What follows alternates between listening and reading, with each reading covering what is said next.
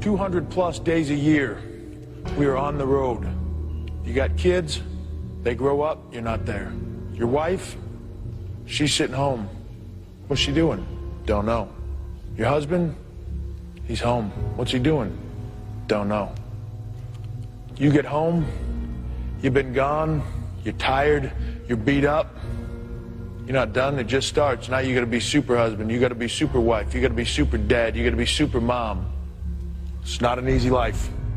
Tonight we have a chance to say, yeah, you're right. We're too extreme, we're too wild, we're too out of control, we're too full of our own shit. Or we have a chance to say, hey, fuck you, you're wrong. Fuck you, we're right. Because you have all made it to the dance. Because believe me, this is the dance.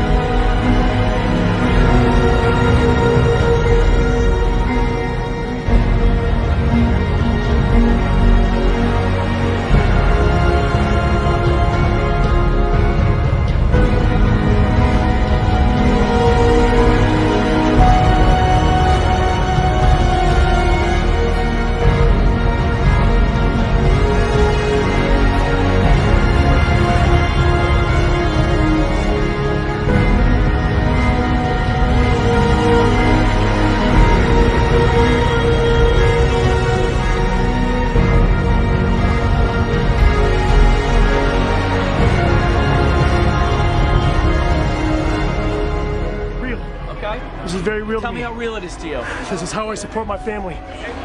Every single day I come out here and I bust my ass. I earn a paycheck. This is what I love to do. This is what I've been doing for 13 years of my life. This is all I know. Wrestling is the only thing I know. That's true, and Tom, the media, I feel, has been extremely unfair to my profession. Some of the critics that we get, we deserve, no question about it. But when they look at professional wrestling, to them it's something to kick around, to make fun of, to ridicule. But I say that we have athletes in my profession are every bit as great in athletic skills as any other athlete in any other field.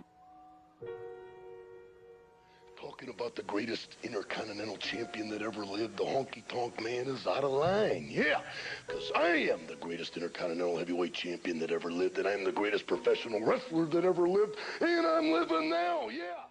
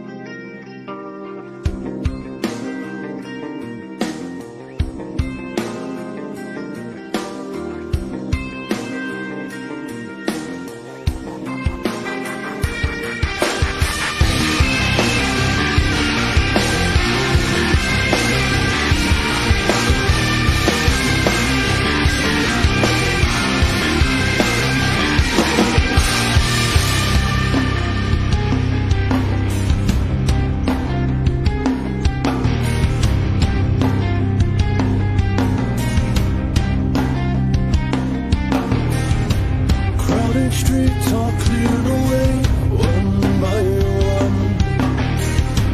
Hollow heroes separate as they run. You're so cold, keep your hand in mine. Wise men wonder while strong men die. Tell me how it ends, alright. Tell me how defenseless you really are. Satisfied and empty inside. Well, that's alright. Let's give this another try.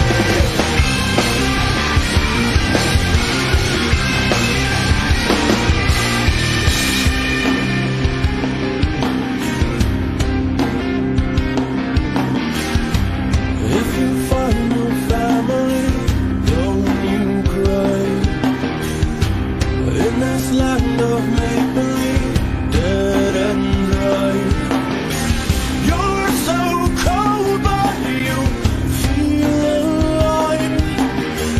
Lay your hand on me one last time.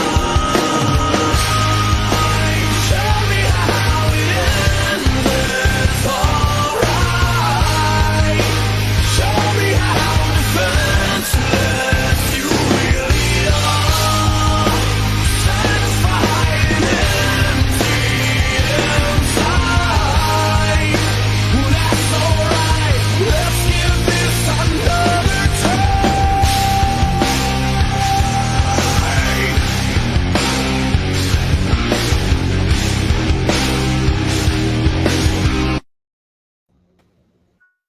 Now get the cards, the darts from my generation. I'll take the come on, let's get it on.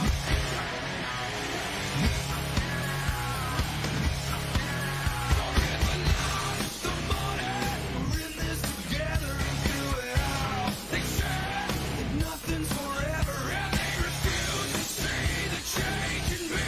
Why won't they wake up?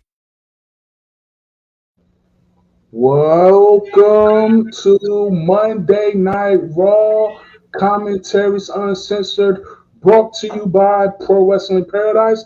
I'm the top heel face in the building, and to my right, the voice of the voiceless, Yazar, is in the building. Welcome, welcome, welcome, welcome, welcome. Tonight, we got a very, very controversial topic we're going to talk about tonight, and this is where I'm going to give it over to Yazar for the preface of this thing. Yazar, what do you have for us tonight? Well, well, thank you, ladies. Thank you for the introduction. Well, we're talking about Chris Benoit. We're talking about David Benoit. David Benoit deserves a chance in this business. He's 27 years old now. He's been training on and off for 3 years now. All right, he should be ready to go. Got the links ready? Absolutely. We got Brian Pillman Jr. speaking about it. Give him a chance. We got Arn Anderson speaking about it. I mean, what else do you want? We got Chris Jericho trying to lobby for him. Chavo Guerrero. These are trusted people in the business. You trust Arn Anderson, do you not? You trust Chris Jericho, do you not? Chavo Guerrero, you trust him, right? These are people who've been in this business 20, 30 years of their lives.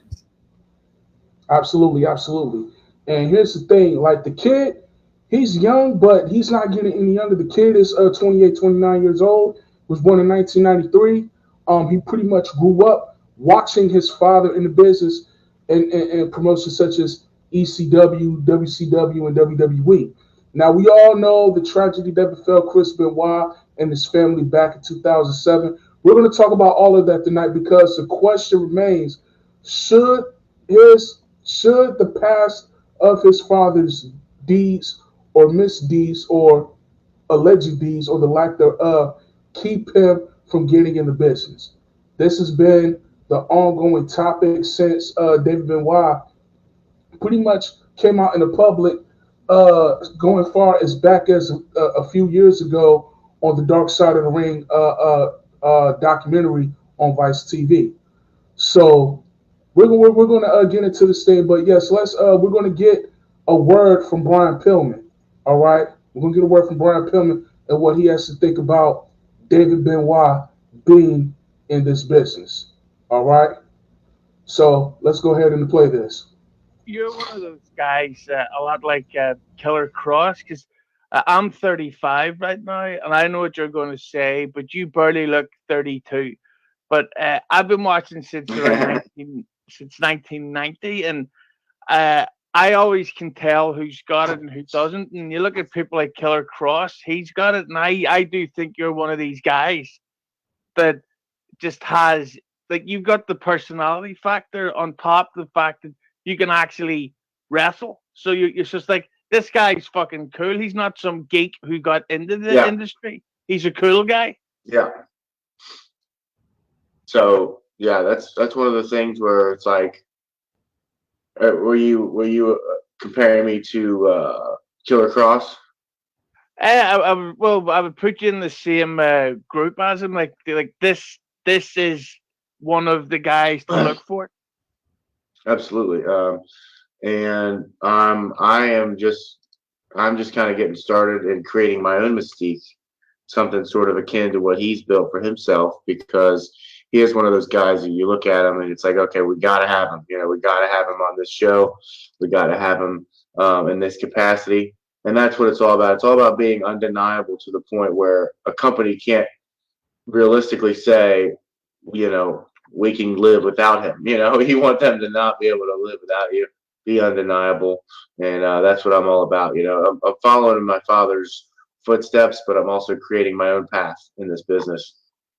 But that actually brings me to something I'd love to ask you about, because when I first heard that you were getting into wrestling, I thought, don't even try, because your dad is so beloved and respected by fucking millions of people. Just so happens it turned out that you're really good at it too. Yeah. But another person who's son of a famous wrestler is getting into it is David Benoit. And I'm not trying to like put words in your mouth, but when you heard about that he was getting into the business and training, what was your first take on that? Originally, I was, very supportive of David, and I heard his story. And having trained with Lance, I know he had visited Lance for a few weeks to kind of get his feet wet. I wish the best for David. I really do. But at the same time, the business is not going to come and get you. You know, you got to go out and take the business. You got to go out and grab it by the horns. You know, and I think David is just a little too afraid right now, because he's not sure what would happen and how he could, parlay this into a career in wrestling. And it is hard. You know, I come from a unique situation, but his situation is even more unique. His situation is even more, filled with those long feelings of resentment and stuff towards his father and the things that his father did. So it's going to be hard for him to break into the business while using his name and doing it for his father.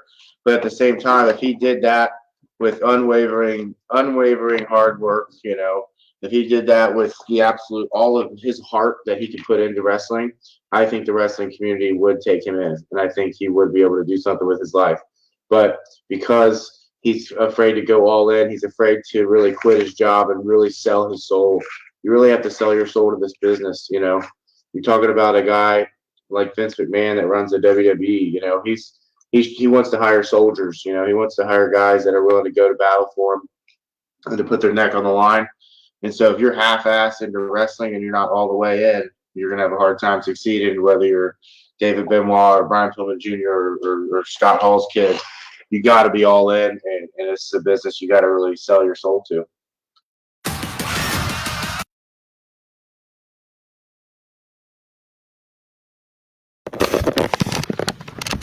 All right, let's talk about it. Thoughts, Shazar. Let's talk about it. Hey, he said sell yourself for this business. That's what you gotta do.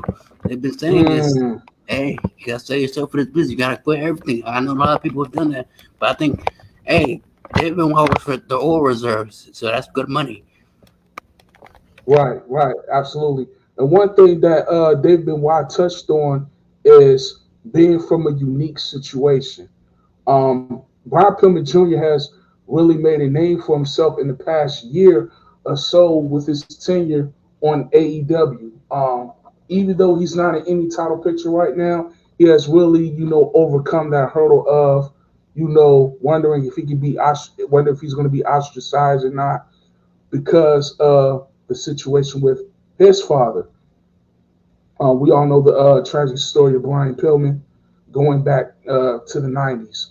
All right. So, as Brian Pillman said, David's situation is even more unique, and like Yazar just said, Brian Pillman Jr. just said, the commitment has to be there, the fear of, being resented and being, cast to the wayside because of the tarnishment of the Benoit name due to that fatal incident that happened back in 2007.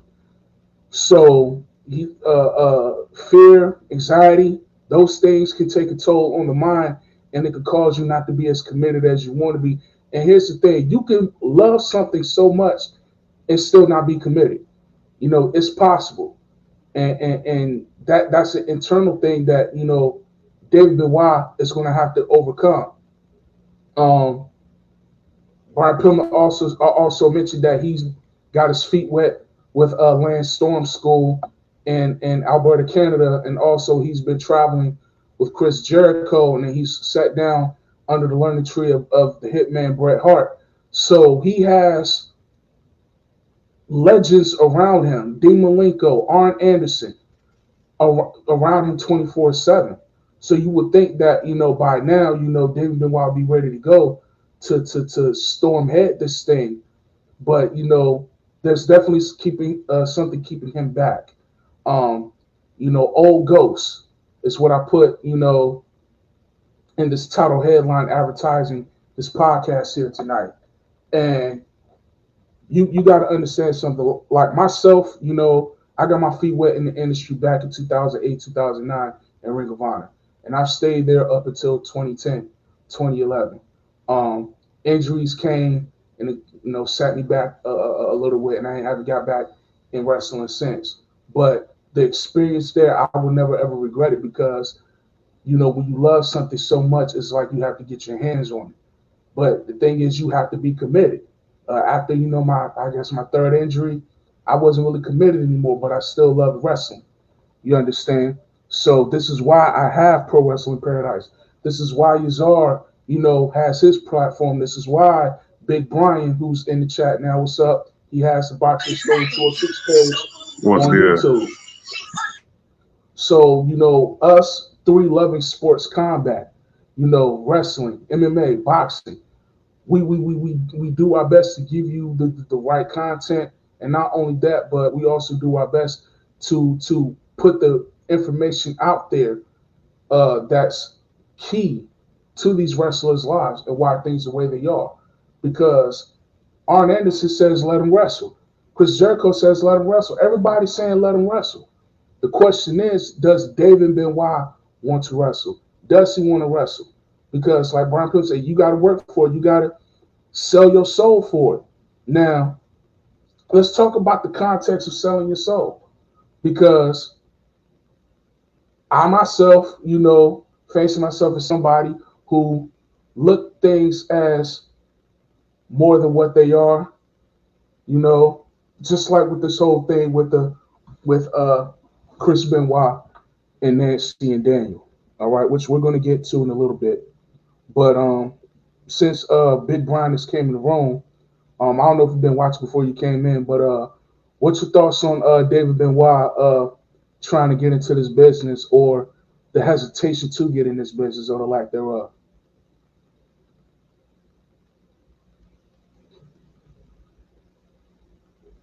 Big Brian.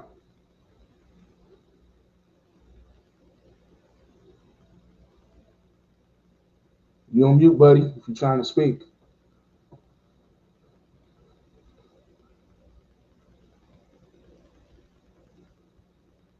Go ahead, Zar. You got something you want to say, man? I don't know where you at. Yeah, we have to be mindful of the mental health of David Benoit. I mean, not saying he's fragile, but anything can set him off. So Brian Pillman Jr. is correct. Does David Benoit want to do this? And that's the thing. If he does, we'll give him a chance. And I keep saying we, because in the future, by 2025, I'm manifesting it right now. There will be a wrestling promotion that gives David Benoit a chance on American soil.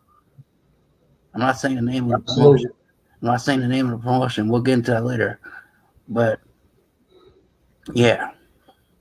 Yeah, there are things that we're working on our end, industry wise. That's gonna put this industry in a more fair and better light. But yeah, let's go ahead on and get what Cornette's thoughts about it, because I know Cornette spoke on this, but I'm not really sure what he all said.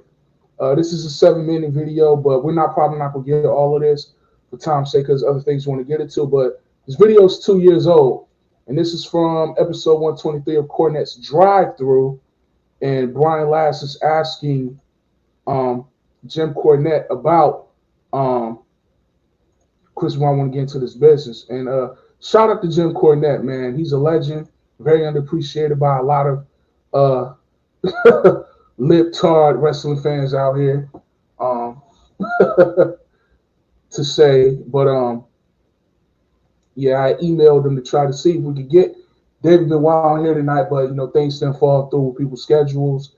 Right around this time, WrestleMania season, a lot of people are busy, which is understandable. So yeah, let's go ahead on and see what Corny has to say.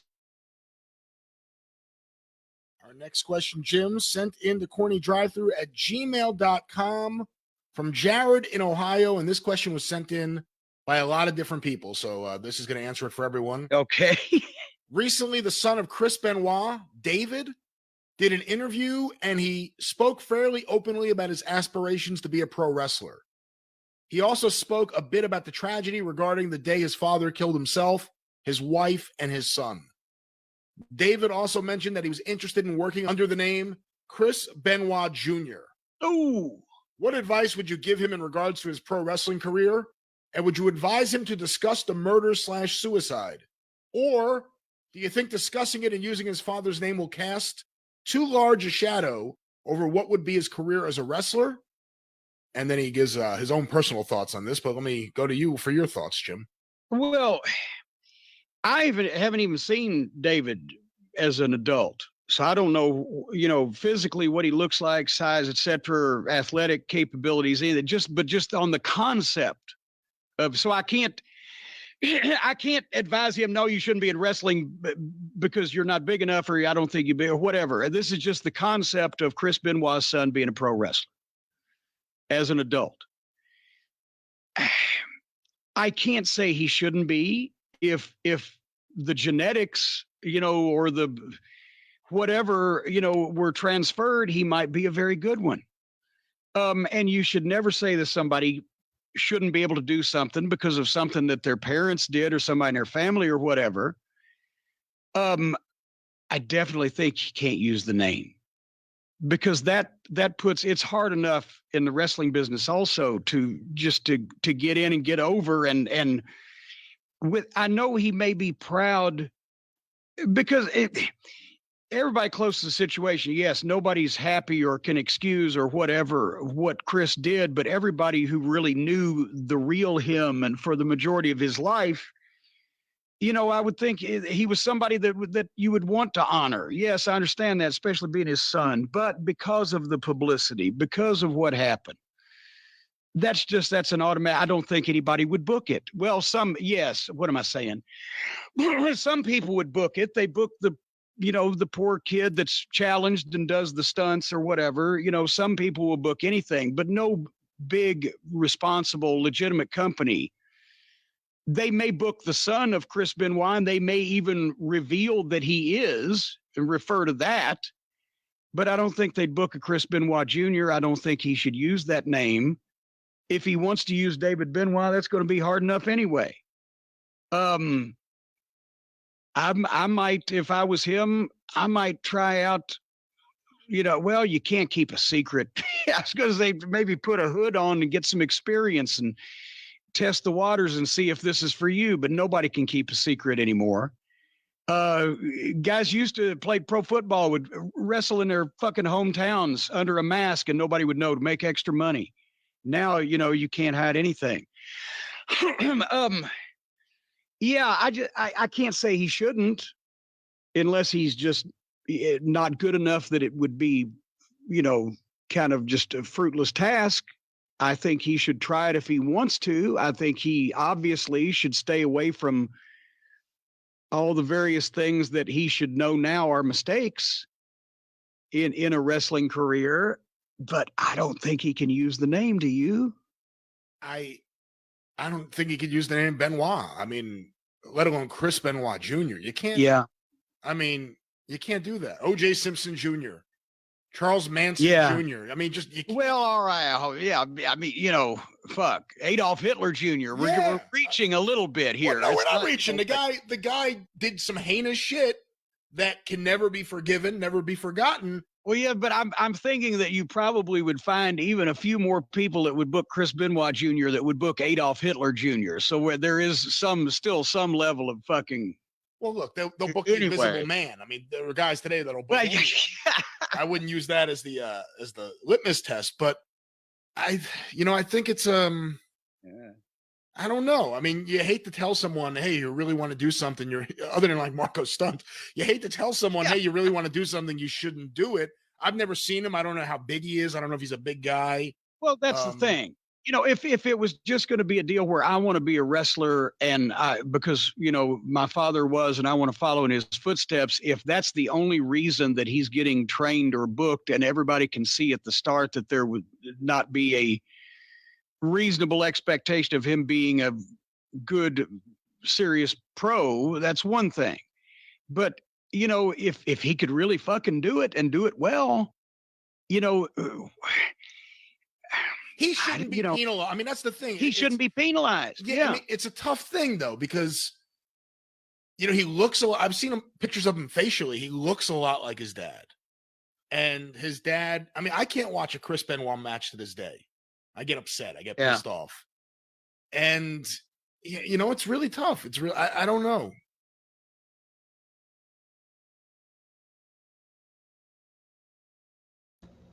All right, let's talk about it.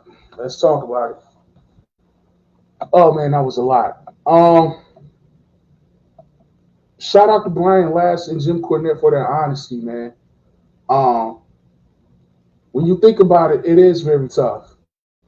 It is a very tough, touchy, delicate, fragile situation, like paper thin glass fabric, delicate situation.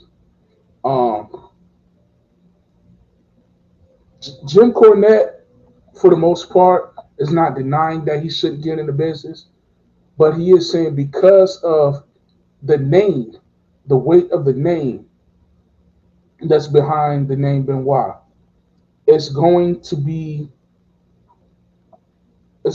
a battle.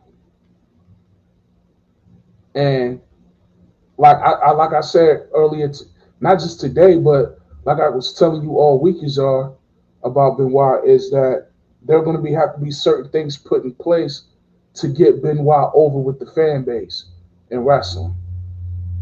Like there's gonna have to be a lot of things that's gonna have to take place. But your thoughts on what Cornette said, man?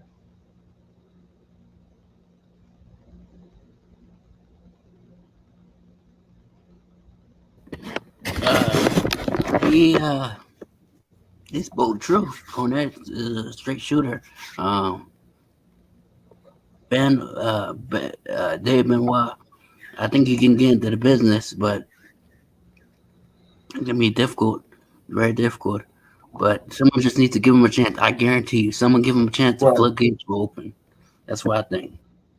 Right, and not only that, but he has to want it for himself. Like if he loves professional wrestling, as he always says on podcasts, whether he's on Fred Rosser's podcast, whether he's on Chris Van Vlet's podcast, whether if he's on Ryback TV's podcast, he has to show that through his dedication and busting his ass in the ring, night in, night out, going to practice, going to wrestling school, staying in shape, eating right, all the things that come with being a professional wrestler. He has to get on top of that ASAP. And it's not going to come easy.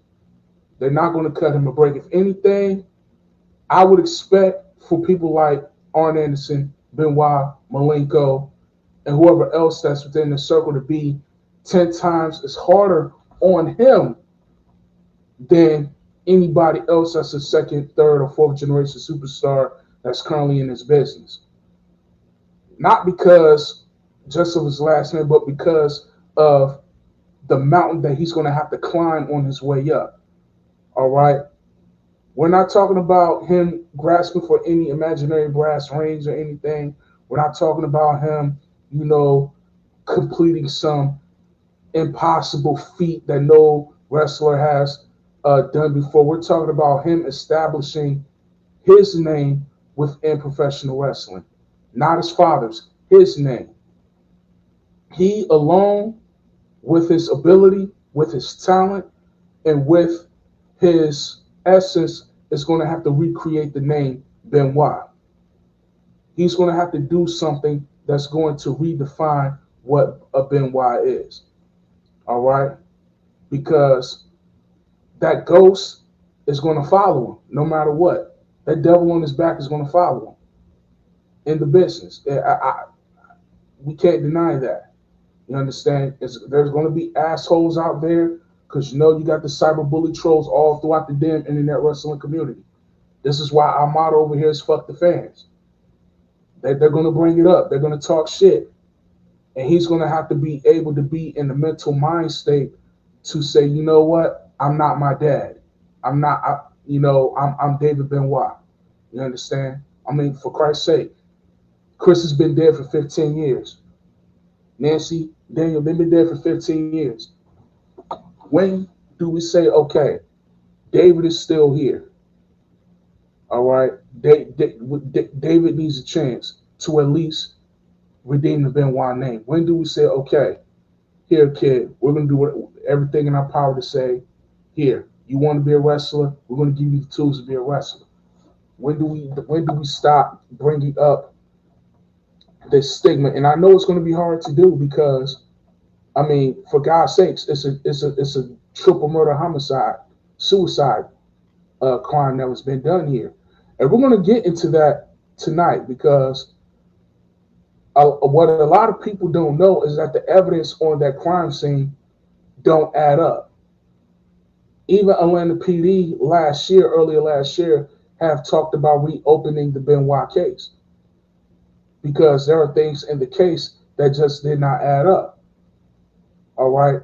When we get into this, we're going to get a testimony from Chavo Guerrero and Chris Jericho about the final 24 to 48 hours of his life and what happened. And you're going to hear from their own lips, the mindset and the attitude and the behavior that Chris Benoit possesses. Go ahead, Yazar.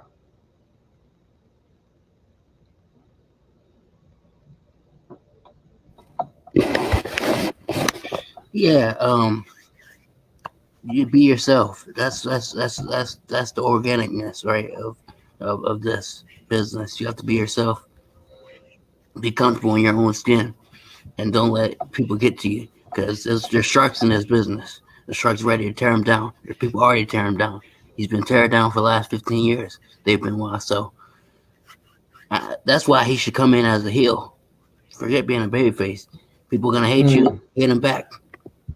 It's very interesting. I mean, all the greats started off as heels and eventually became super baby faces like John Cena. He started off as a heel The Rock started off as a heel. Triple H started off as a heel. Edge started off. They all started off as heels, and they became superstars, megastars within this business. So it can be done. It can be done, but it's going to take for David Benoit to fight for this thing. He has to win. You understand? Let's get into the case. All right. Let's get into Chris Benoit's case.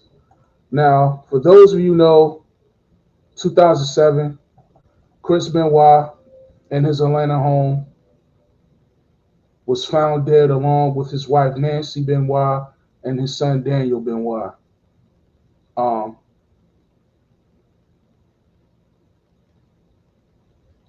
Man, it's still even hard to talk about it to this day. Let me get myself together. What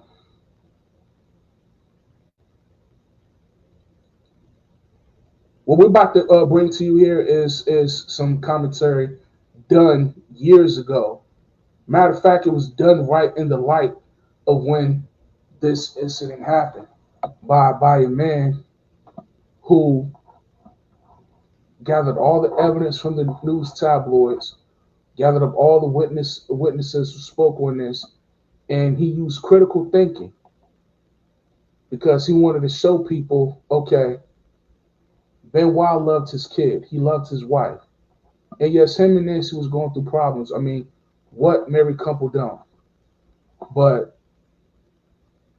everybody that was in that locker room on the roster in 2007, they could all attest the love that Benoit had for his son Daniel.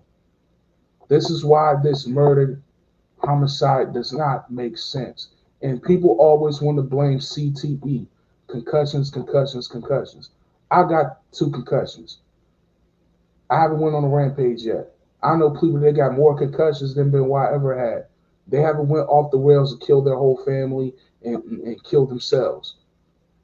Let's look at New Jack, who just recently passed. Even though he had a lot of fucked up shit to say about Chris Benoit, he would even tell you that when he cracked his skull in that Vic Rounds match, he cracked his skull, blood was coming out his ears and nose, and he was left blind in one eye. New Jack ain't went on a rampage to hurt anybody. So, again, was it CTE that made him do this, or was it something else? Because when you listen to what Chavo Guerrero has to say, when you listen to what Chris Jericho has to say, they tell a different story than what's being shown as the narrative in front of the public. Remember what Brian Pillman said. If you want to be in this business, you're going to have to sell your soul. And I know it sounds like a spookism, but let's think about it. Let's think about it here. Let's think about The Rock. Let's think about John Cena. They're at superstardom status. How did they get there? We can say that they worked hard, but how come these guys are at superstar status and Randy Orton's not? You understand? Let's get into this. Anything else you want to say? No, I don't got nothing to say. Let's continue with the video footage. All right. Big Brian, I know you here, bro. You in the chat. That dude. Shout out to Big Brian, man. That's my dude. He probably got caught up with something. He'll put his input in a minute. All right. Let's go get to the next footage here. This is a channel called Reasonable Doubt There. And this channel has been around since 2007. The same year Chris Benoit died. Okay? And here he has a compilation of videos. We're not going to go through all of them, but we're going to go and talk about the first 3 parts. All right? And it says Chris Benoit, the case for innocence. Now, these videos was done 15 years ago. Like I said, this incident happened 15 years ago. All right? Now, here, I want everybody to, when they look at this video, use your critical thinking skills. Please, get out of your emotion. Listen to what's being said. All right? Because when you listen, and look at the evidence and you look at the case, you will see that what this man is saying in his commentary makes a lot of sense. And we're not just going to run through all three.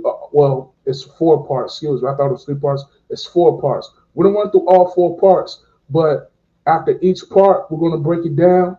We're going to have a discussion and we'll go on to the next part. All right. So let's start with part 1. All right.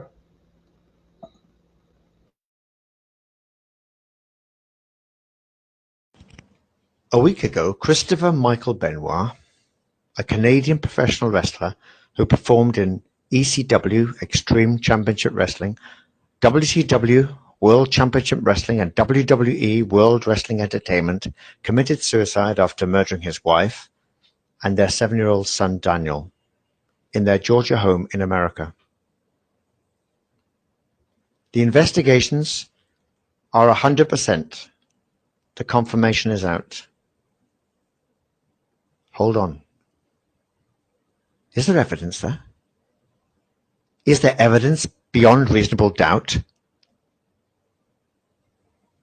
Just hold on and think through the facts as we know them. Think. Is this Chris Benoit as we know him? Is this what people think Chris Benoit is capable of? Is it that he became a sudden monster over a 3-day period? Hold on. I'm asking you to hold on, not to overreact, not to call him a murderer, not to call him and say, may he burn in hell, not to say, I loved him, I wish he hadn't done it, not to say, I just don't believe he didn't do it because I loved him, but to look at the facts, look at the case, look at what we know and what we don't know. Think of what else might have happened. Think. Before we actually go into this in some detail, which I'm going to do now, over a series of different transmissions, I'm going to ask you to listen to what people said, what people have said who knew him over 15, 20 years or even more. Think about what they're saying. I'm not going to pass a comment on it. Just let them speak for themselves and you think about it. They're going to talk about Chris Benoit as they know him. Let's listen. First, let's listen to Bret Hart.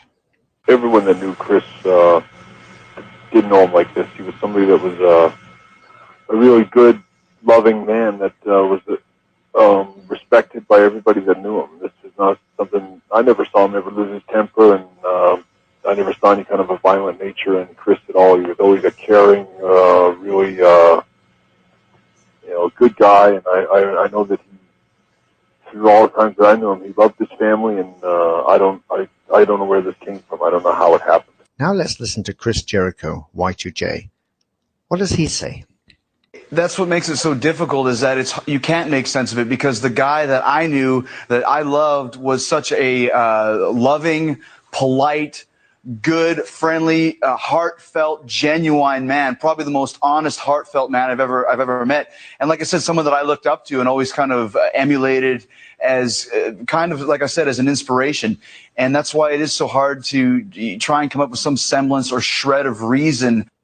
So tell me, did he love his son? This was a very loving man, talked about his kids constantly, loved his children, not just, he loved his children. He loved his children. He would fly home for hours just to see them for a few hours in between shows.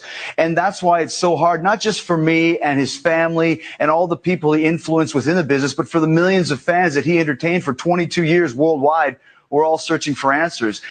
Now listen to what Road Warrior Animal says about him and how he loved his kids. I've seen Chris with his son Daniel.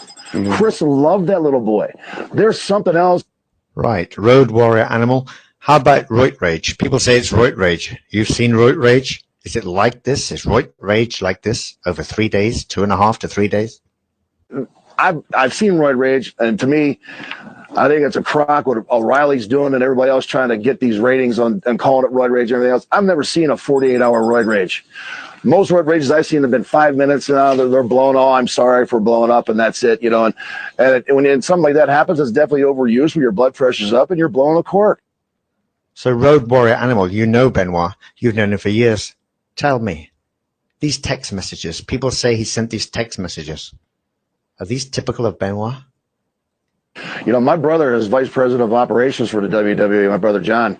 And once I heard of this horrific situation, I called him and said, man, what's going on? He said, man, all that I know is that some of the guys and my brother himself had got text messages saying, you know, this is my new address. The dogs are out on the deck. The side garage door is open.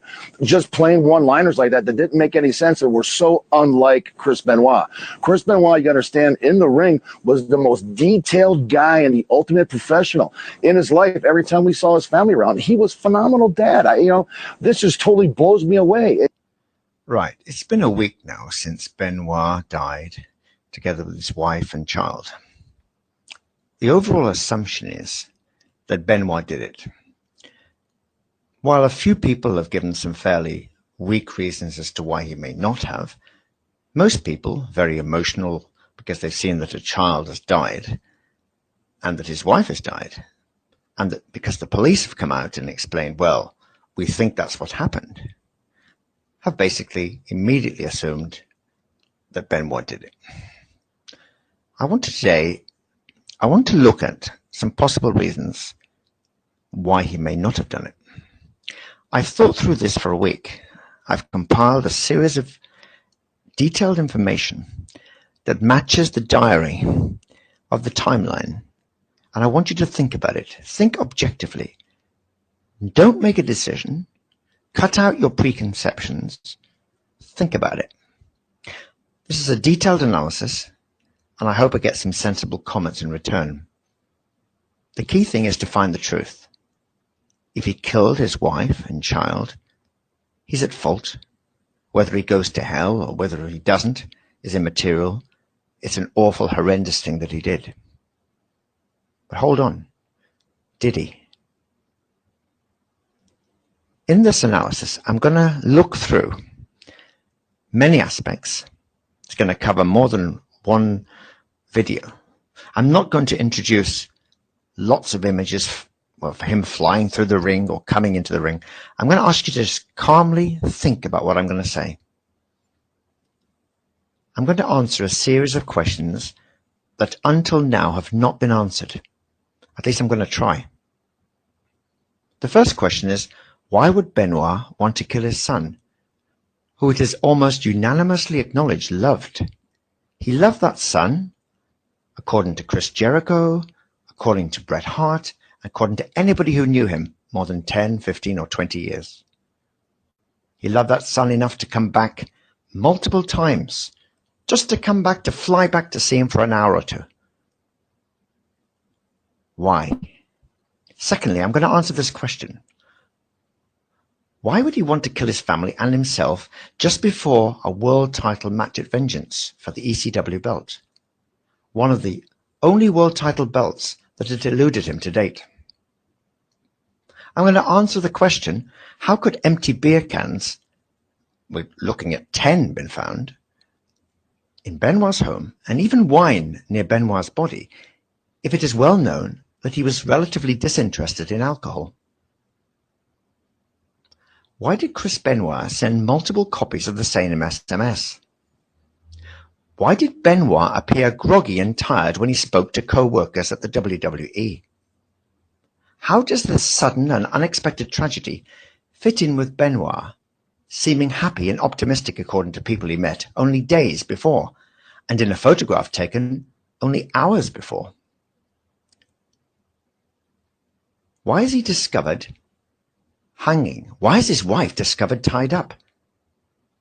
And how about the wounds to the son? Are these the wounds a wrestler would make? How are they relevant? Why does Benoit send messages to the WWE telling him that he'll be in the next WWE event? Why does Benoit tell a WWE co-worker that his wife has to go to hospital? And very importantly, why is there such a long gap between his wife, his son, and himself dying? It happened between Friday and possibly Sunday, 3 days. And why did the three die in that order? I'm going to try to analyze this, not academically and not in a fantastical way, but I'm going to try to give you an explanation.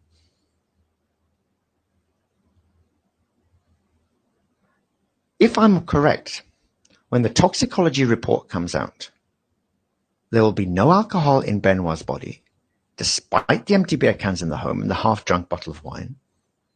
There'll be no evidence of a recent intake of steroids, but there may be some evidence of sedation.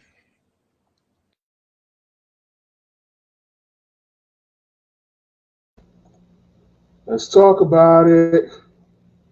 Let's talk about it. That was part one, y'all. Let's talk about it. So we got multiple accounts here from Road Warrior Animal, from Chris Jericho, and from Hitman Bret Hart that Chris loved the hell out of his family.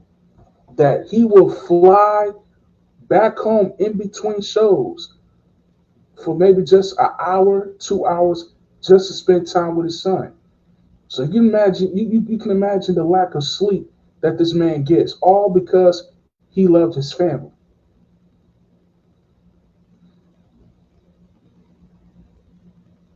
Yazar, your thoughts, man? I mean, he said everything that, I was thinking. Yeah, I mean, stop assuming, there's witnesses, a lot of witnesses, 3 witnesses. Scripture says, the Bible says, out of the mouth of 2 or 3 witnesses, let everything be established. 3 witnesses say that he loved his children, he loved his child. You don't see him doing that like that. Bret Hart, Chris Jericho, Road War Animal. So. Yeah, man. Not only that, but it says that there was a big gap between that weekend, because I'm pretty sure in 2007, Benoit was on the SmackDown roster. So I think SmackDown was on either Thursday nights or Friday nights back then. I can't remember. I want to say that's when he just started moving to Friday nights, was in 2007. So they had the whole weekend because, depending on the month, it could have been a pay-per-view that Sunday night. They got Sunday Night Heat back then still. They had Velocity back then. They still had Jack back then. So you had multiple shows that weekend. I would say about 4 or 5 shows. Now, he said that he had hit up his comrades to say that he's going to say he had to take Nancy to the hospital. But he also said that according to detectives, they died within 24 hours apart, each of them. So over the entire weekend, they died. So basically what they're assuming is Benoit killed Nancy, then waited a whole day, then he killed Daniel, then waited a whole day, and then Benoit killed himself. Now, does that make sense? They said they also found beer cans on the scene, but it's been widely known that Benoit does not drink. Oh, I'm sorry, beers and a half open bottle of wine. But Benoit does not drink. Go ahead, Yazar. Thoughts, man? Dun, dun, dun, dun. Let's go to more footage. I want to see this more footage. All right, time to head to part 2. It's getting juicy, y'all. And again, use your common sense. Use your logic, not emotion. I understand there was a child involved in this. I get it. But guess what? It could be a very big possibility that Benoit was innocent and that all 3 of them were murdered by an unknown assailant. It's possible. But let's get into part 2. Hold on. Assumed it's a double murder-suicide. I'm now going to argue it could well be a triple murder. Let's go through the events as they happened. On Friday, the 22nd of June, Benoit went to visit his doctor. Why he went, we don't know. But what we do know is that there's a picture of him in the office just 2 hours before the murders took place. This is the last picture taken of him by a fan. According to the fan, he was very, very relaxed. He was very happy. He was very polite. He was very kind. Is this the kind of man who's about to commit a double murder and kill himself? Now, I'm going to argue and think about this. While he's in the doctor's office, while he's on his way home, intruders break into his home. They tie up his wife and put the child in the bedroom, possibly locked. These intruders, possibly premeditated extortionists, may have been surveying the property, waiting for a moment when Benoit would be out of the house. They may even be known to Benoit. People said he was been worried the last couple of weeks. Some people said he wasn't, but some people have said he looked worried. Was he worried about somebody who was threatening him? Benoit was a very, very, very private man. He may not have told anybody about this, but he may have been worried about extortionists threatening him. It may have even been people with a wrestling background and experience, maybe even somebody he knew. When Benoit returns home on that Friday, the 22nd of June, maybe he was sedated upon entry, possibly with chloroform. After all, he's a big wrestler. But if there's 2, 3, or 4 big guys in there, and he comes in, and they've already tied down the wife, and they've already locked the son, or even tied the son to the bed, imagine he's been sedated, and he's too weak and groggy to reply. Maybe he's sedated with chloroform so that he actually collapses and then is revived. And when he's revived, maybe he's tied up. Maybe his whole family are under siege and are being held hostage. It doesn't follow that the police get there. When the police get there, we have to find a whole house in disarray. Maybe these hostages are people who want to put the blame on Benoit, but maybe they want to get away with extortion. If it means that they have to kill all 3 people, so be it. But the objective is to extort possibly money out of them and to put the blame on Benoit so that the police don't chase them. In which case, everything they leave in that house should fit in with that. Benoit might have been told under duress that the extortionist intended to kill his family one by one if he doesn't comply. They start with his wife, they'll go to his children, and they threaten to kill him. Benoit himself, when he came to, may have been tied up. He was unable to move, unable to do anything about it. I don't care whether you're a wrestler, I don't care whether you're a world champion, but if you're tied up, you're fairly groggy, and you're weakened, and you're tired, you're not going to be able to react very well. Maybe you can't even think clearly. The extortionist may have then killed his wife. We know that she was the first to be killed. Maybe they used wrestling holds to make it look like Benoit did it, thus not only escaping justice, but threatening to ruin Benoit's reputation, adding more pressure on him. Now, I've put this to some top wrestling writers, and they've come up with a point. They said, well, maybe, but wouldn't Benoit then have capitulated, given in? He's seen his wife, and he thinks his child's going to die. But would he? Benoit was a very, very adamant person. He refused. Maybe he didn't even see his wife dying. Maybe they came out of the office where she died. Maybe Benoit was held himself hostage in his workroom with his equipment. Maybe he was in the gym, in the downstairs, in the basement. And maybe they came in and maybe they said to him, "We've killed your wife," but he didn't believe them. Maybe they said, "We're going to kill your son," but he didn't believe them.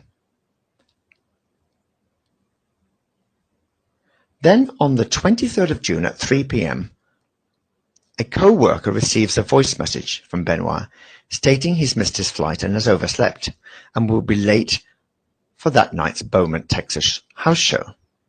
According to the WWE website, the co-worker called Benoit back, and Benoit sounded tired and groggy as he confirmed everything and said in his voice message, now, he was tired and groggy. Well, that would fit in with being fairly sedated, possibly with chloroform. Now, why would he call? He's tied up. Think, could it be that these extortioners told Benoit to do that? Could it be, possibly, that they didn't want anyone interrupting the house? They didn't want any suspicion. If he didn't turn up to the event, there would be suspicion. No one else could call, only he could speak. Maybe he was forced. Maybe he had a gun to his head. We don't know. But maybe he was forced to do that. So he called back. He was tired and groggy, and he said that. He was saying what the extortioners were telling him to tell the WWE.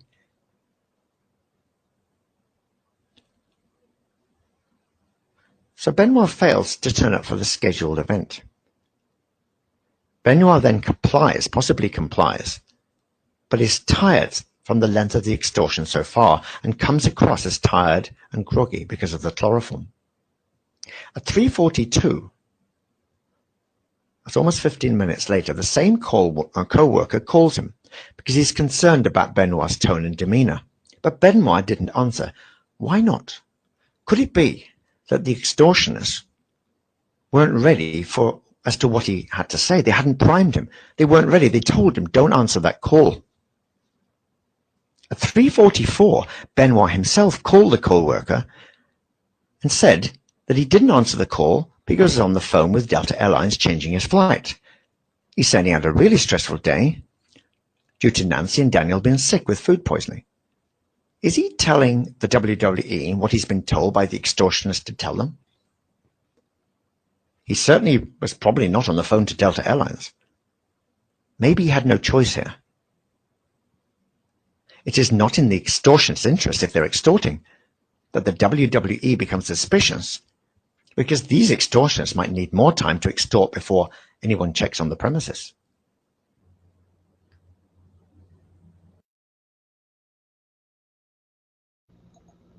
Oh, wow. All right. So that sounds like a scenario that makes a lot of sense, in my opinion. Because if you paid attention to the first part, there were things on the scene that didn't make sense, that was nowhere near Chris Benoit's character at all. Okay. They explained the whole concept about Roy Rage and CTE and all of that. You can rule that out as well. That had nothing to do with the fact of the matter. Road Warrior Animal took steroids for a living in WWE. He told you roid waves last about no longer than 5 minutes tops. Less than that. So the only way that this could have happened in the manner it did, there had to be a fourth wheel or multiple people that were trespassers involved. It makes sense. Benoit is a very rich man. He made a lot of money in this business. He could have been an easy target.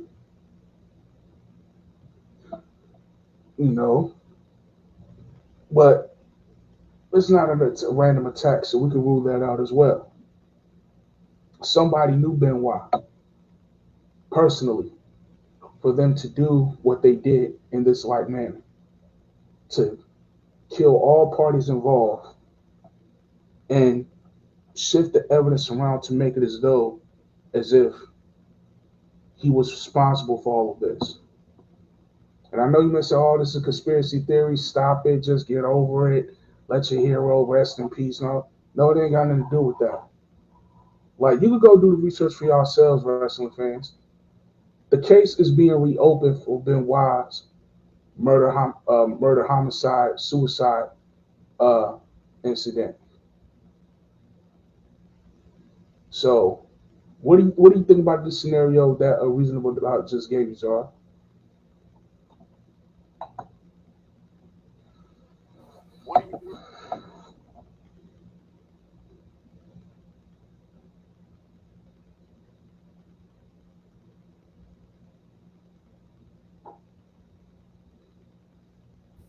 I mean, you asked the right questions. I'm ready to get to David Benoit, particularly, because we need to get on him first. Get on him. So I don't know how much we're gonna stay on Chris. Just know Chris Benoit is one of the greatest wrestlers of all time, whether people want to like it or not. Just because you believe he killed his family doesn't make him take away that he's a special wrestler. He was a special wrestler. Absolutely. The Yeah, other we get thing back on is, David Benoit right quick. Yeah, we definitely can get back on David Benoit because now, again, like I said, yes, it's going to be an uphill battle for David Benoit. But if he really loves his business like you say he does, he's going to have to fight for it. There's no other way. Nobody's going to hand him anything, especially with the last name that he holds. Unless he's planning on changing his name and being somebody else. I mean, you can't fight the look. You look exactly like the man who everybody is saying is this bad guy. You understand? Thank you, Boxing Story, for stopping by. Even though you ain't said nothing, I'm gonna get at you later. But yeah, David has to want this, man. But yeah, hold it down right quick, so I'll be right back. I gotta go get something. they got the American. If you're watching Raw right now, we had the American Badass that just came on Raw. But this is about Benoit. I met Chris Benoit. Back in 2007. So I had personal experience with the man and his family. I met them one time. He put his hand on my shoulder like a son. Speaking about Chris Benoit, and he just spoke to me, and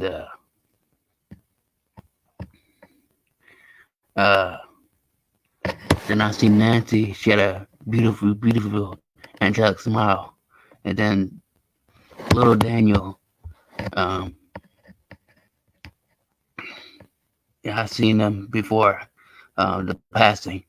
They passed about a couple weeks before I seen them. So it hits home for me. It's not something that I want to remember. But at the time I met them, they were good people. Chris, Nancy, Daniel, just good souls. And people that deserve to be recognized, especially Nancy. Nancy's the innocent one. If we're going by Chris Benoit killing his family, Nancy doesn't deserve to have her name smeared. Nancy deserves to be in the Hall of Fame as woman. I mean, but once again, Chris Benoit showed me that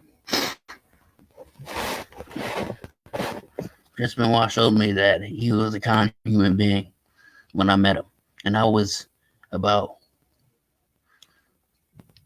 4 months before his passing. I met them, or a couple weeks before the passing.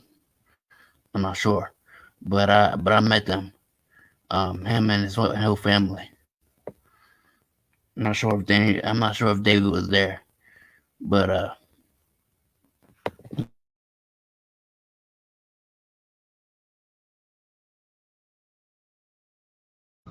All right, I'm back, y'all. Sorry about that. I had to go upstairs and get something. I had to get my charger. But yeah, David Benoit, let me look up his age again. See how old he is. Give me 1 second, y'all.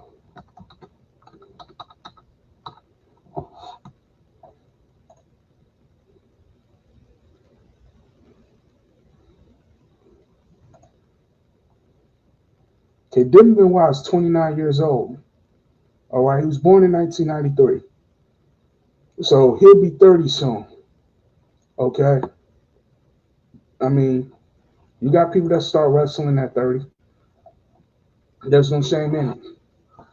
You know, Ric Flair started wrestling at 30. You know, so did New Jack, so did a lot of other wrestling legends.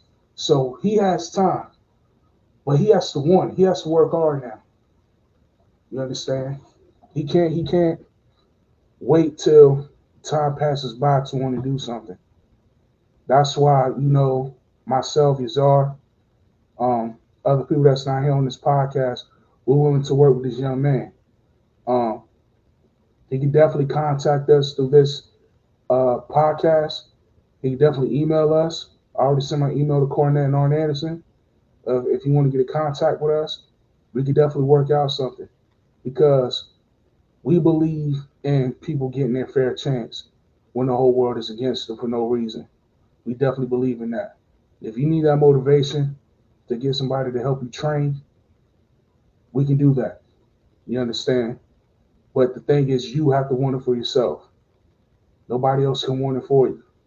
As great as Chris Jericho is, as great as Bret Hart is, as great as Dean Malenko is, Arn Anderson, their time is pretty much passed them by and gone. You're the generation of now. All right. Go ahead, Yazar. You got anything else? Let's get to speaking about David Benoit a little bit more, because he's the one who's alive, and not to be brash or anything or insensitive. I already gave my story about me meeting Chris Benoit and his family. I met Chris Benoit and his family one time, and they're the sweetest people ever. But let's move on to David Benoit. I don't know what the footage you have next, but let's see what you have next. Let's see here. Hold on. Give me 1 second. I had to go in the archives right quick because I was busy looking at my phone. I had to transfer everything. Give me 1 second.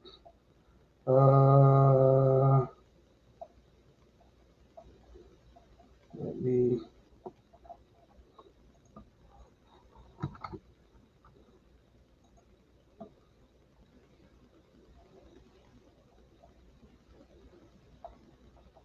Go ahead and try to pull this up.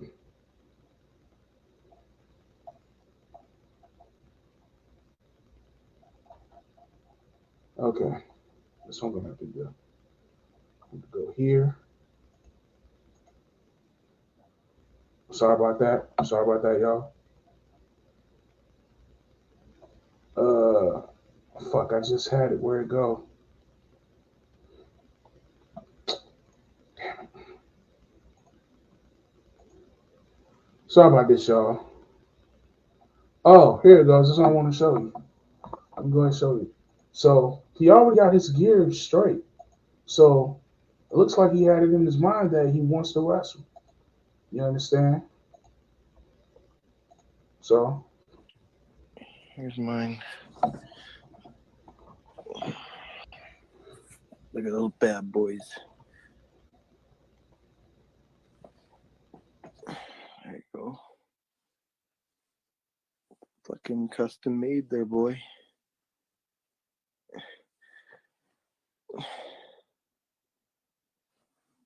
You know?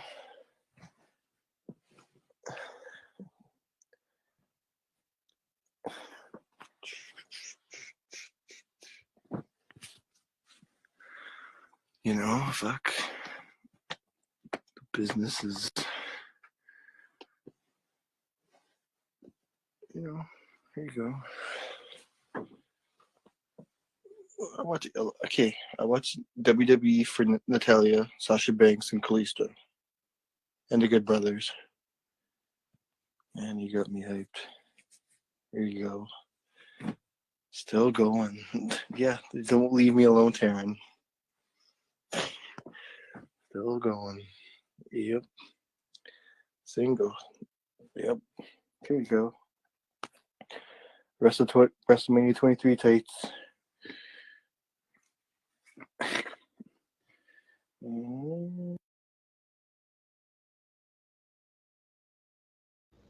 All right, so as you can see here, this man got all his father's shit. And I'm pretty sure it fits him well. You know what I'm saying? Yeah, like, I mean, he can, definitely get into business if you want, but he has to want it for himself. Let's see what Arn Anderson has to say. Ryan Evans writes in, I've heard that Chris Benoit's son David wants to be a wrestler. Do you think he should, given the circumstance with his dad? Do you think his last name will pose any unique challenges? Well, of course, he's going to be met head on with the one challenge that matters. I've never been able to wrap my head around what supposedly happened with Chris and his family. It's the Chris I knew would not have been capable of that in any way, shape, or form. If it did happen, God Almighty, I don't even know how to address it. It's so horrifying. It's so terrifying, and it's just the fact that what went down. If it did go down like that, I can't condone it. Obviously, I mean, I don't even know how to address it. But the kid didn't do it. He didn't do anything. There's nothing he's done wrong. And if he wants to be in the business, he's a whole separate person than his dad. He's got nothing to do with what happened in that house on that fateful night or weekend. He should be given a chance if he truly wants to be in the business, and see if he has anything, see if he has something to offer. I would suggest by now he's probably been in a ring a few times, and someone hopefully will advise him properly. And I wouldn't tell anybody that wanted to get in this business, just like when people would tell me, well, you can't do that. You don't know anybody. You can't get into that. There's no chance in hell you'll ever break into that business. I didn't listen to them, and I don't think he should listen to any naysayers himself.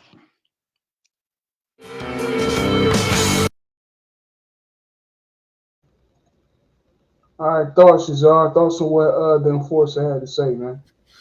I mean, that's the fourth person. He didn't do it. It's not him. He didn't see Chris Benoit. They don't see Chris Benoit doing something like that. But David Benoit, give him a chance. That's the fourth person that said give him a chance. Absolutely. Absolutely. So there you have it, man. You got people saying, hold on right quick. I just saw it earlier. I'm trying to find it again. What are you trying to find?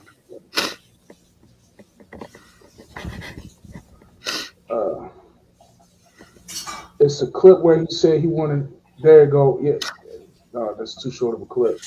The clip where he said he wanted to be Chris Benoit Jr. Oh, no. It's one of the shorts. Go back up. One of the shorts. Okay. Got it. Boom. All right. Quick. All right.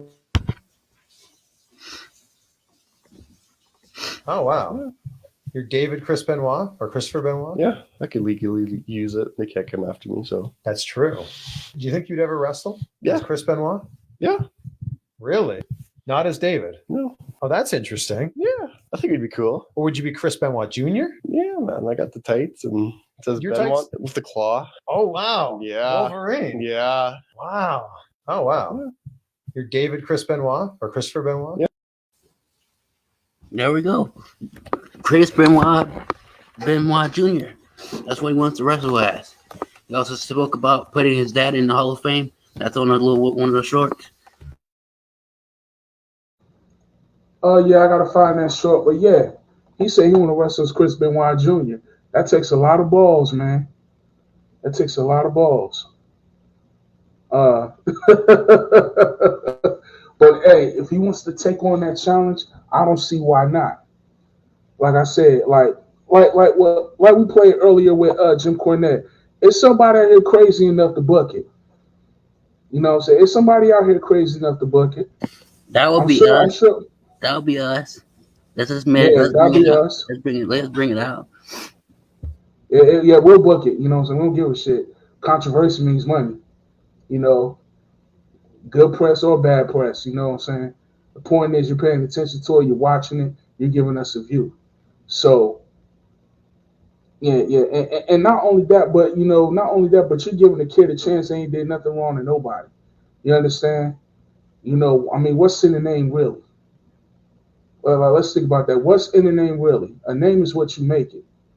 If let's say Benoit did all of these things, hypothetically speaking, then guess what? And he got a son that's still alive. That son has the opportunity to reestablish that name in his own image. You know what I'm saying? Like let that man carve out a path of destiny for himself in professional wrestling. You know, so yeah, let's see about what he thinks about Chris Benoit should being in the Hall of Fame. Give me 1 second.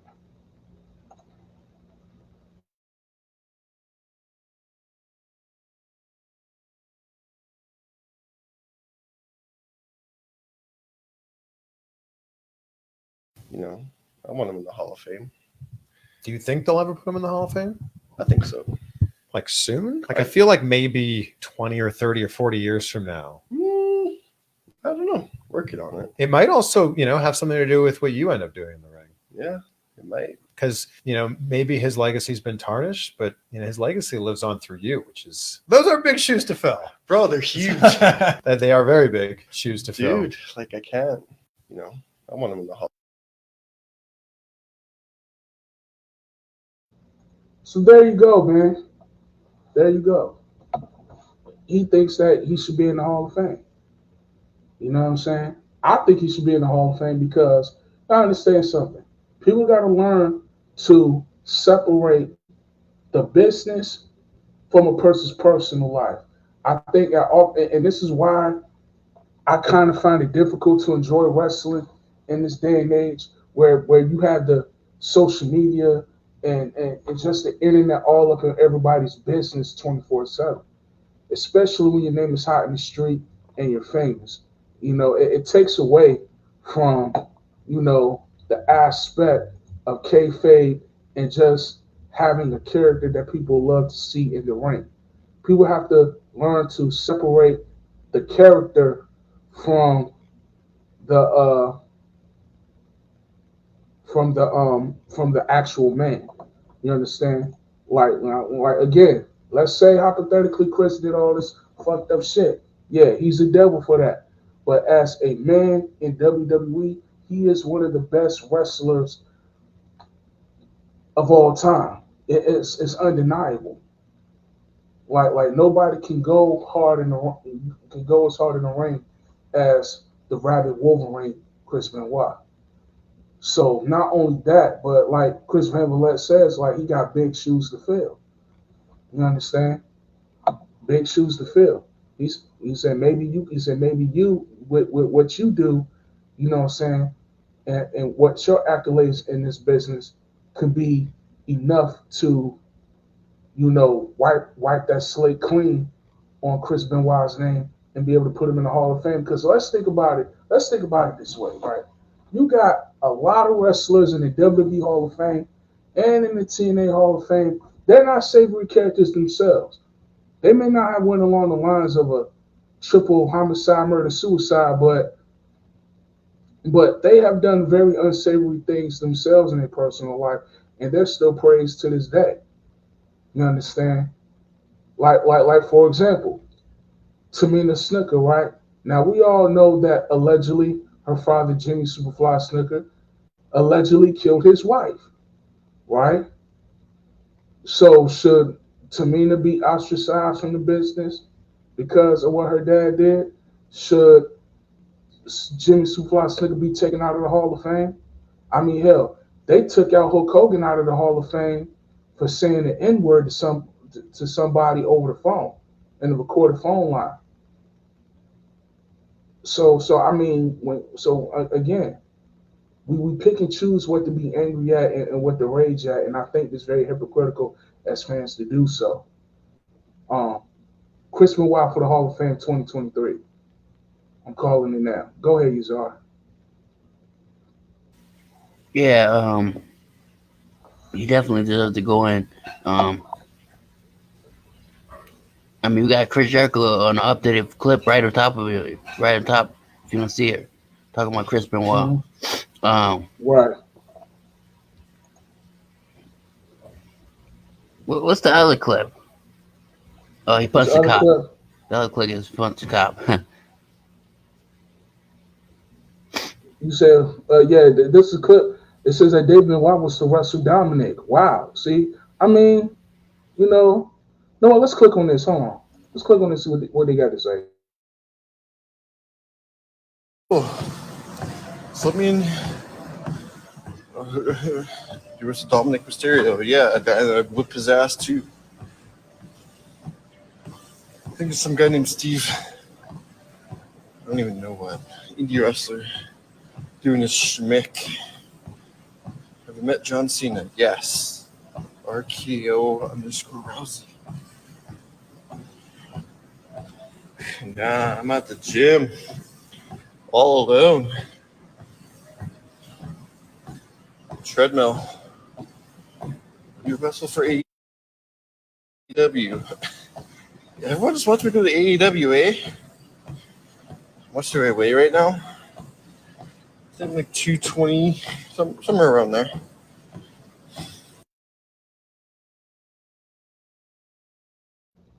So his ass been bulking up. He ain't 187 no more. This man said he 220.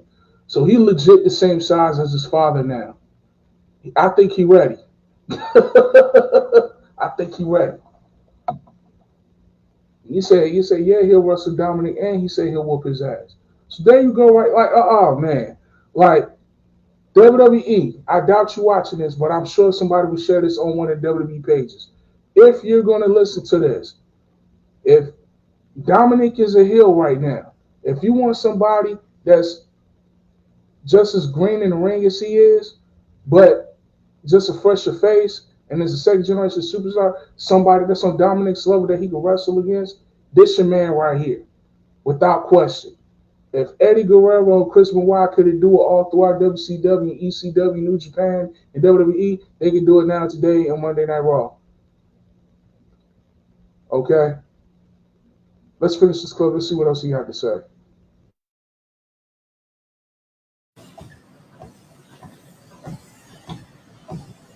Versus Dominic. Oh my God. Like I said, you gotta start thinning the herd just a little bit. And you're gonna have more wrestling. More wrestling on fucking AEW. And more storytelling.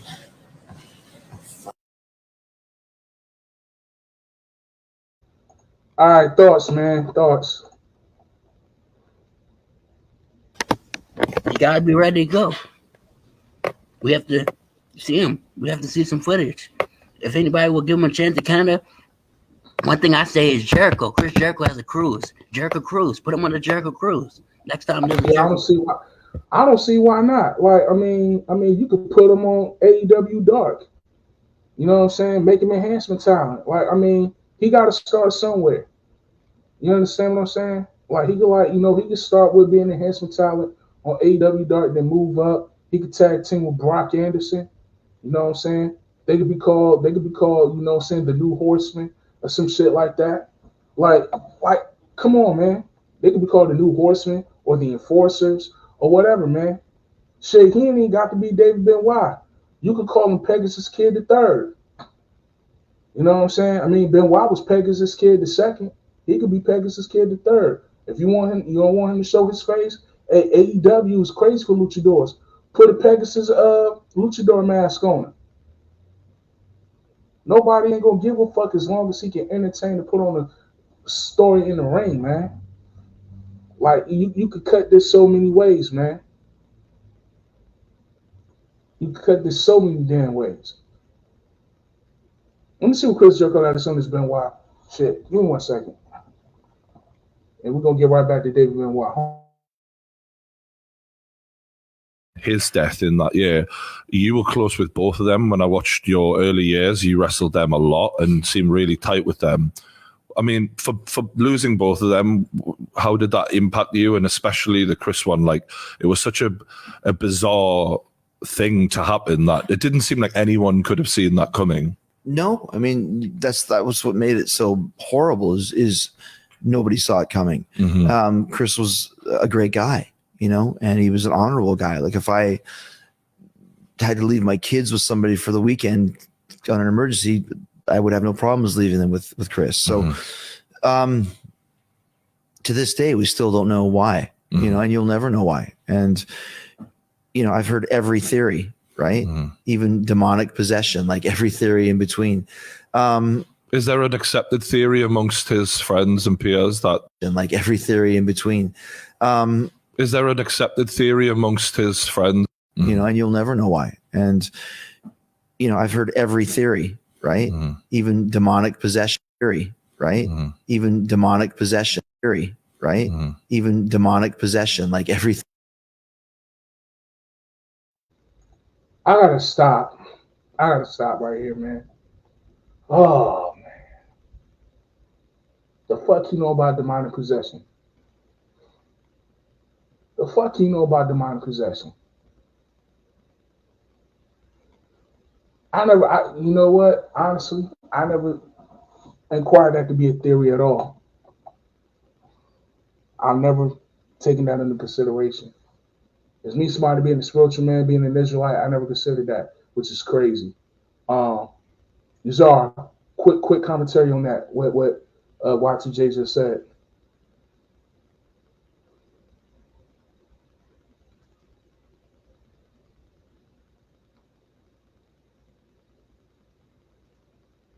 Zar.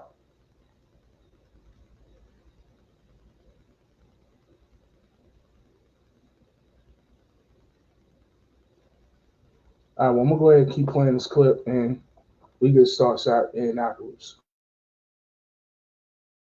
Theory in between. Is there an accepted theory amongst his friends and peers that this is what we think happened? That's a great question, but I don't really think so, because none of us really. There was the brain damage thing that a lot of people were pushing. But still, I understand that. But, and listen, to kill his wife is beyond comprehension, but killing your own son, that to me is the one where it gets to me. So that's the, you know, and like I said, that's the unforgivable portion of the whole story to me. I And just feel like when people are mentally so ill, they have these notions of I'm taking him with me, sort of thing. Yeah, I guess. That's one of the theories that people put forward for when people do that. Yeah, once again, like I said, we can analyze it till the cows come home. Yeah. Bottom line is, I don't know what happened. We'll never know, and it's a terrible tragedy. Because at the end of the day, Chris was a great friend of mine. You know, and he was a great family man as well. So we'll never know what happened. And we just have to move forward, maybe thinking of the good part of his life, which was everything up until that last weekend. And that's the way I look at it. From a professional standpoint, it's hard for me to watch a Jericho Benoit match, but I'll talk about them all day long, because that's part of my career. There's some of my greatest matches involved him. So I have to continue to think about him in that respect, but still very angry and never will understand what happened. So.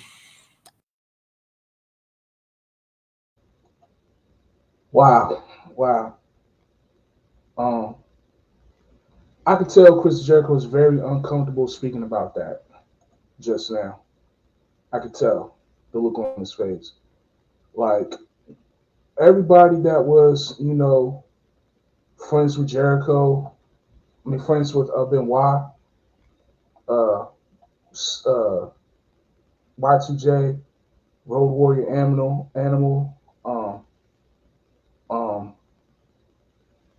Bret Hart, Dean Malenko, Ric Flair, everybody that was involved, you know, I know, you know, even Chavo, I know they had to, they still don't understand what happened. You understand? You know, but yeah, getting back on this topic with David Benoit, man. Let me see here.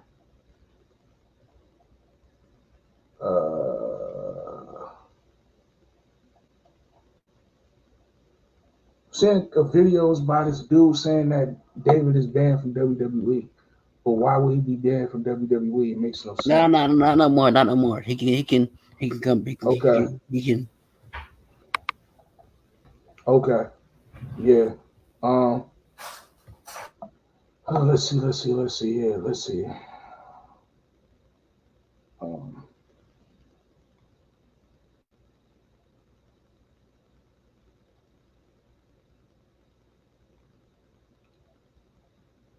So yeah, I ain't got too much more to talk about, man, on David Benoit. Oh, Jordan I brings got the a pot. scripture. Can I get a Yeah, go scripture? ahead, bring it up. This Yeah, is the Civil Ezekiel. War. This is Ezekiel 8. This is Ezekiel 18:20. The soul Trying that to bring it sinneth, up. the soul that sinneth, it shall die. The son shall not bear the iniquity of the father, nor shall the father bear the iniquity of the son. The righteousness of the righteous shall be upon him, and the wickedness of the wicked shall be upon him. So it just told you in Ezekiel 18:20 that the son doesn't bear the iniquity for the father, and the son doesn't bear iniquity for the father, and the son doesn't bear iniquity for the son. I mean the son. Right. Yeah. Yeah. Read that again from the top. Ezekiel 18:20. Read that again The from the soul top. that sinneth, it shall die. The son shall not bear the iniquity of the father, neither shall the father bear the iniquity of the son. The righteousness of the righteous shall be upon him, and the wickedness of the wicked shall be upon him. That's right. That's right. And you want to know what's so eerie about all of this, man, is that Vicky Guerrero will always talk about how because Eddie was a Christian man. He said he will always talk about in the backstage in the locker room, like when they have time, that Eddie will always talk about the Bible with Chris. He will always talk about the Bible. He will always talk about Jesus with Chris, man. So, and how eerie is it that at the crime scene they found a Bible next to Danny, opened up to John 3:16.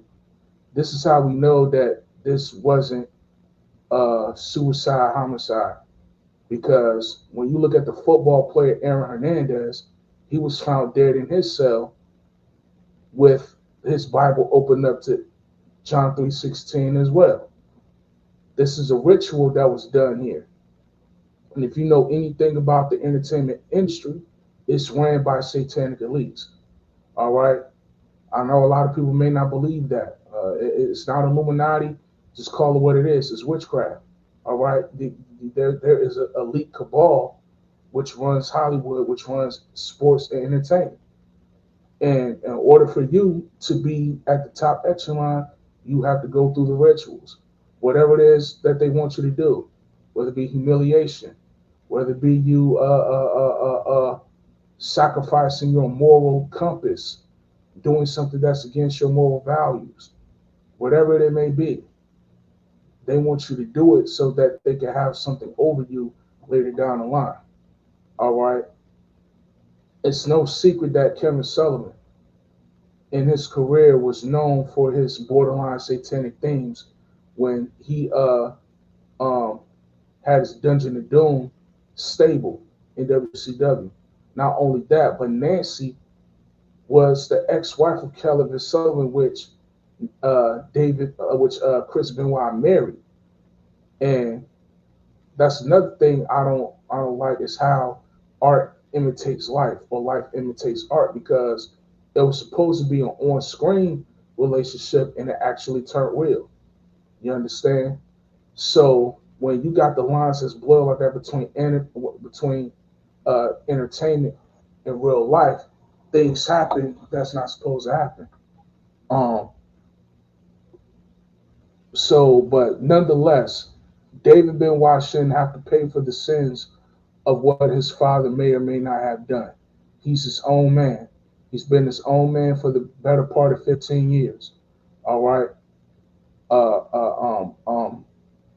He's almost 30 years old. Allow that man to carve out his own destiny. Allow that man to do what he loves without people trying to hinder him from being a top guy. Because I believe that if given the opportunity, David can be a top guy in his business without question. I think he could supersede the accolades of his father. All right. It's time that David Benoit stop chasing ghosts. If there's anybody that you want to talk to about past and old ghosts and demons on their back, talk to Cody.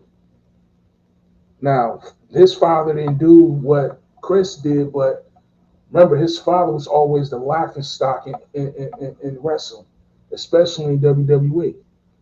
His father was always disrespecting him and his older brother.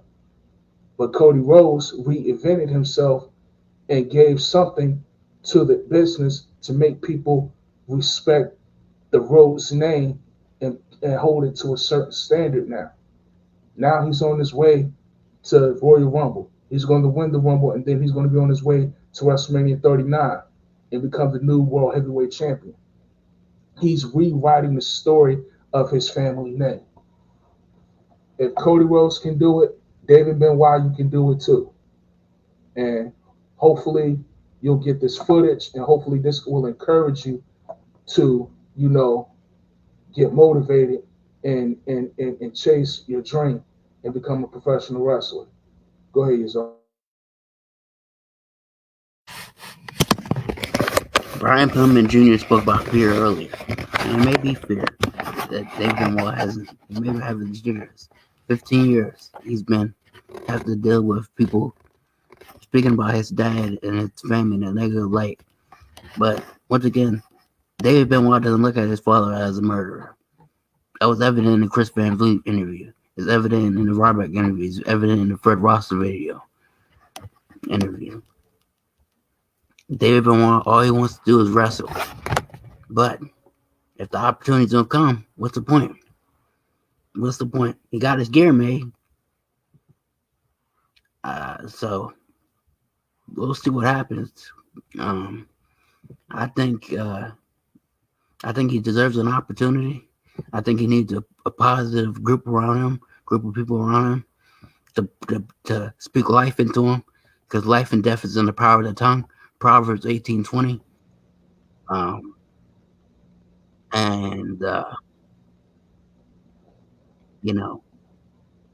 If we have to do it here at Pro Wrestling Paradise, if we have to be the one to bring that change and bring David Benoit onto American soil, onto American company, we'll do that.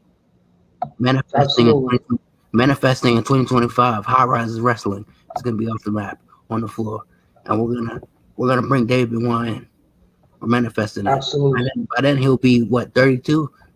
2 more years. He'll still be young. He'll be in his prime.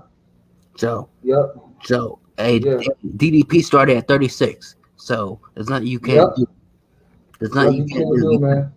You put your mind to it. Age is nothing but a number. Now I'm not talking about Leah, but in this business, it's Aliyah. Aliyah, actually, that's how you pronounce it. But in this business, you can start late. There's people who are still wrestling in their 60s. Yep. Jerry Lawler is still wrestling at 60 years old.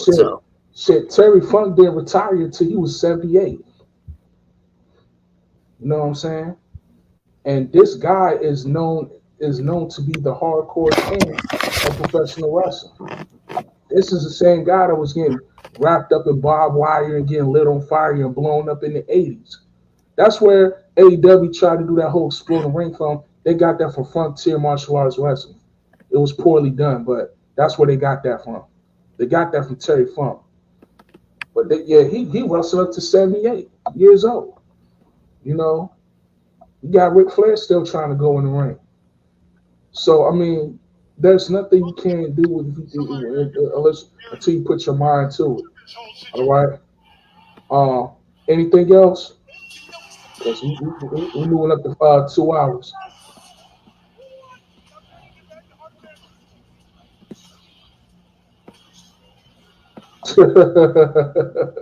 Teddy Long music in the background. Yeah, Raw 30 looks to be lit, so we're missing a good show. But there's a custom Dave Benoit entrance thing. If you can go back on the screen share real quick. There's a custom Dave Benoit entrance thing. I think he wants a different version of his father's theme. I got it downloaded. That's what I'm gonna close out with. I'm gonna close out with that thing. I mean, but like I said, David Benoit, if we're gonna be the people with the catalyst for change at Pro Wrestling Paradise, High Rising Wrestling, you can bet your ass that we will bring in David Benoit without question. And if he wants to be That's Chris right. Benoit Jr., we'll bring him Chris Benoit Jr. Hey, it's gonna be Hey, let's go for it. Hey, Top Heel Face, Yazar. We're about change in this business. We're about professional wrestling. Controversy sells. We'll bring in Tessa Blanchard. We'll bring in Ryback. Ryback hasn't been wrestling for 3 years now, but he's in the best shape of his life. You know why? He went vegan. He handled his injuries. So Ryback, I'll bring in Ryback. Yes, we'll bring in Tessa Blanchard. We'll bring in the people that people claim that they're done and that they're overshadowed, the people that try to cancel. You know, so we're over here in High Rising, we're canceling the cancel movement. All right, that's what we're going to do. You can't cancel somebody for doing what they love and standing up for what they believe in. You can't do that. Look like they're trying to cancel Punk. Hey, I'll find the money. If worse comes worse, I'll bring in CM Punk. I kid you not. I've been wanting to work with Punk for the longest anyway. That's real. Anything else, Cesar?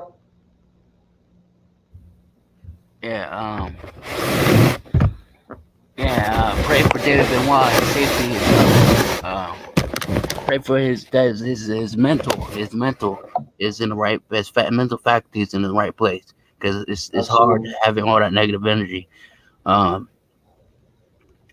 with that, there's nothing else for me. We can close out if you want. All right. As y'all know, we got a podcast coming up Sunday, the 29th. We're going to go live at 6 p.m. We will be doing a review of WrestleMania 20. No, it's Royal Rumble. Royal Rumble. I'm sorry. This Sunday. Yeah, this Sunday. You know, we're going to go live. We're going to do a review on the Royal Rumble. Royal Rumble is this Saturday on the 28th. Okay? So be ready. It's going to be a good one. You know what I'm saying? We're going to laugh. We're going to get angry. We're going to cuss each other out. We'll have good old fashion pro wrestling fun on this podcast. And also, we're going to do some predictions depending on how the Rumble go. We're definitely going to be doing some predictions of WrestleMania 39 right behind the Royal Rumble review. So with that, I'm Top Heel Face. You saw the voice of the voiceless. Ben Bryan came in full of me, don't even say nothing. Shout out to him. And we got some unseen faces that's part of the PWP family that you're going to see real soon. Just keep staying in tune. Fuck the Fans movement. You know what time it is. Pro Wrestling Paradise. High Rising Wrestling will be coming soon. Just stay on the lookout. And David Benoit, keep your head up, man. You know what I'm saying? No matter what, God loves you. Keep pushing, man. And we out.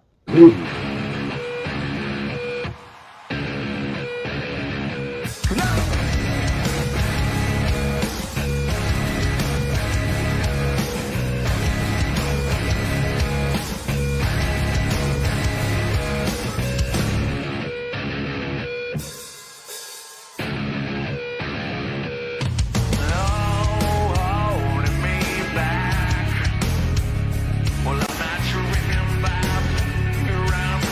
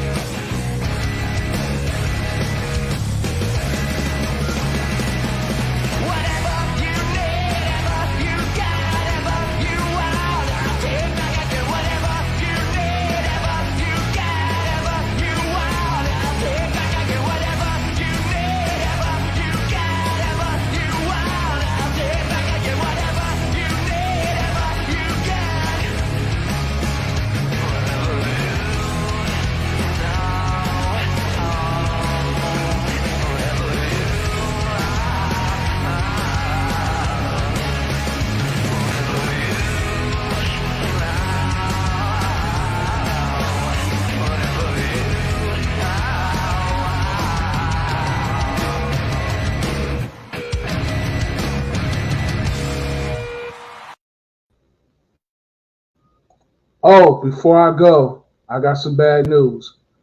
The Rock will not be at WrestleMania 39. I know. But they talking about doing some goddamn Stone Cold versus Roman Reigns. I think that's whack. What y'all think? Leave a comment in the comment section. Let me know what y'all think about that. I think it's garbage. But outside of that, we out for real, y'all. Love y'all. See y'all Sunday. Peace.